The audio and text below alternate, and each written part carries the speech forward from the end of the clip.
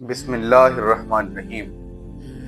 جھکا دے گا تیری گردن یہ خیرات کا پتھر، جھکا دے گا تیری گردن یہ خیرات کا پتھر، مانگنے والوں کے جہاں میں اونچے سر نہیں ہوتے۔ آج جو چند باتیں کرنی ہے وہ حکومت کی طرف سے یہ جو خواتین کو 13,500 روپے دیے جاتے ہیں، آیا کہ یہ کوئی اچھا کام ہے؟ کیا اس کے مقاصد ہیں؟ قوم کو کس طرف لے کر جا رہے ہیں؟ اگر ہم ظاہری طور پر دیکھیں تو یہ ہم کو بڑا ایک فلاحی کام لگتا ہے کہ یہ ایک بڑا اچھا کام ہے، عورتوں کی اس سے مدد ہوتی ہے۔ لیکن اگر ہم حقیقت کی طرف تھوڑی سی بھی توجہ کریں تو یہ جو ہماری عزت نفس ہے، جو خودداری ہے، اس سے وہ مجروح ہوتی ہے۔ اسلام نے کس چیز کا درس دیا ہے؟ اسلام نے محنت کا درس دیا ہے۔ اسلام نے خود محنت کر کے کمانے کا درس دیا ہے۔ مانگنے کا، بھکاری بن جانا، اس کا تو اسلام نے کہیں درس نہیں دیا۔ اللہ تعالیٰ قرآن مجید میں فرماتے ہیں وَلَيْسَ لِلْإِنسَانِ إِلَّا مَا سَعَىٰ، کہ انسان کے لیے وہی ہے جس کی وہ کوشش کرتا ہے۔ جب کسی بندے کو پتہ چل جائے کہ مجھے ایسے ہی پیسے مل رہے ہیں تو وہ کیا کوشش کرے گا، محنت کرے گا؟ بالکل بھی نہیں کرے گا، سستی کا شکار ہو جائے گا، کاہلی کا شکار ہو جائے گا۔ اور یہ 13,500 روپے دے کر کیا قوم کو ہم پیغام دینا چاہتے ہیں کہ محنت چھوڑ دو؟ کیا یہ ساری زندگی ان کو ملتے رہیں گے؟ کوئی اور کام کرنے کی ان خواتین کو کوئی ضرورت نہیں ہے؟ اسلام تو کوئی ہنر کا کام کرے، کوئی ان کو ہنر سکھائے، یا کوئی ایسی انڈسٹریز بنائی جائیں جس میں ان کو مستقل طور پہ کوئی ذریعہ آمدن ہو، روزگار ہو۔ یہ کیا ہوا؟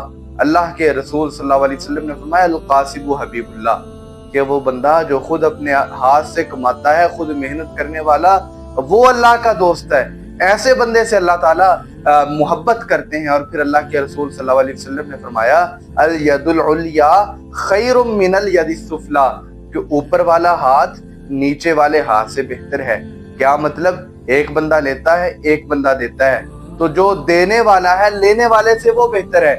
تو ہم اس ٹائم کیا ہے، پوری قوم بحیثیت قوم دیکھیں کتنی عورتیں جن کو اس کام پہ لگایا ہوا ہے، کیا ان کے جو خامد ہے پھر وہ کام کر کے راضی ہوں گے؟ کیا ان کی شادیاں نہیں ہوئی ہوئی؟ کیا ان کے خامد نہیں ہے محنت کرنے کے لیے؟ بھائی اس پیسے کو کہیں اور فلاحی کاموں پہ لگا دیں، مستقل ان کو ہنر دیں، کوئی ایسی سکل سیکھی جائے جس سے مستقل طور پر پوری قوم کو فائدہ ہو۔ تو اللہ کے رسول صلی اللہ علیہ وسلم کے پاس ایک بڑا طاقتور نوجوان آیا، ٹھیک ہے، تندرست ہے، توانا ہے، اللہ کے رسول سے سوال کرتا ہے، مانگتا ہے۔ اللہ کے رسول نے فرمایا میں تجھ کو دے دیتا ہوں، لیکن کسی قوی آدمی کے لیے، طاقتور آدمی کے لیے، توانا آدمی کے لیے جو تندرست ہے، اس آدمی کے لیے مانگنا، سوال کرنا یہ کوئی اچھا کام نہیں ہے۔ اور اللہ کے رسول صلی اللہ علیہ وسلم نے فرمایا وہ لوگ جو مانگتے ہیں، جنہوں نے پیشہ یہ بنا لیا ہے، آج پوری قوم اس کام پہ لگی ہوئی ہے۔ اللہ کے رسول نے فرمایا جو لوگ مانگتے ہیں، کل قیامت کا دن ہوگا، مانگنے والوں کے چہرے پہ گوشت نہیں ہوگا۔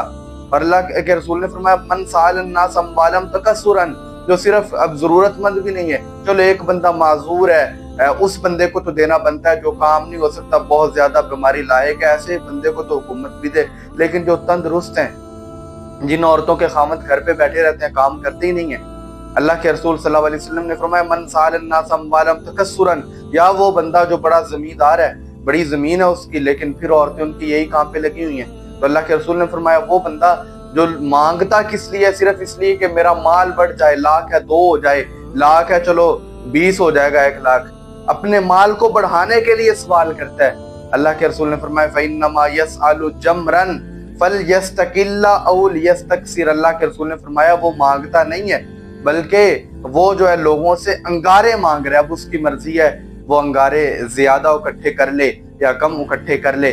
پھر قیامت کا دن ہوگا، ایسے مانگنے والوں کے چہرے مخدوش ہوں گے، زخمی ہوں گے، ان کے اوپر جیسے ہاتھوں کے ساتھ کسی نے نوچا ہوتا ہے، ایسے ان لوگوں کے چہرے ہوں گے۔ کن لوگوں کے؟ وہ لوگ جو ایسے لوگوں سے مانگتے ہیں۔